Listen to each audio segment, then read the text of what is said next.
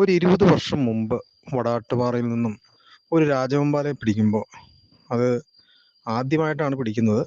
അന്ന് ശരിക്കും പറഞ്ഞാൽ വനം വകുപ്പിന് പോലും ഇത് കിങ് കോബ്രയാണ്, ഷെഡ്യൂൾ 1A പെടുന്ന പാമ്പാണെന്ന് അറിയില്ലായിരുന്നു. ജനങ്ങൾക്കും എല്ലാം കൗതുകമായിരുന്നു.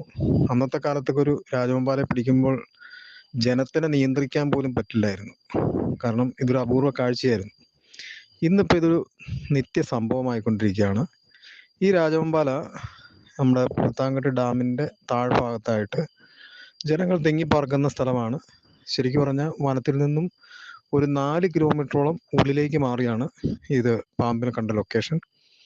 അതൊരു ആളുകൾ കുളിക്കുന്ന കുളിക്കടവിൽ ഭക്ഷണം തേടി ഒരു ചേരേനെ ഓടിച്ചിട്ട് പിടിക്കുകയും, അപ്പോൾ ആളുകൾ കൂടിയപ്പോൾ ചേരേനെ വിട്ട് അത് ഈ കരിങ്കൽ കെട്ടിനകത്ത് ഒളിച്ചു.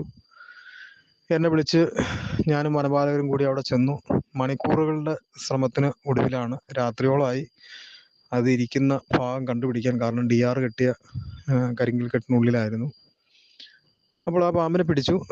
അതിനുശേഷം ഇപ്പോൾ ഇതൊരു നിത്യ സംഭവമായിട്ട് മാറിയിരിക്കുകയാണ്. കിങ് കോബ്ര നമ്മുടെ നാടുകളിൽ ഏറ്റവും കൂടുതൽ കണ്ടുവരുന്നു. എന്തായിരിക്കും, ഇവിടെ വനത്തിൽ മാത്രം വസിക്കുവാൻ ഇഷ്ടപ്പെടുന്നതാണ് കിങ് കോബ്ര. ഇപ്പോൾ ഇത്രയധികം രാജവെമ്പാലകൾ കേരളത്തിൻ്റെ പല ഭാഗങ്ങളിലും ജനവാസ മേഖലയിലേക്ക് അധികമായി കണ്ടുവരാനുള്ള കാരണം നിങ്ങളുടെ അഭിപ്രായത്തിൽ എന്തായിരിക്കും?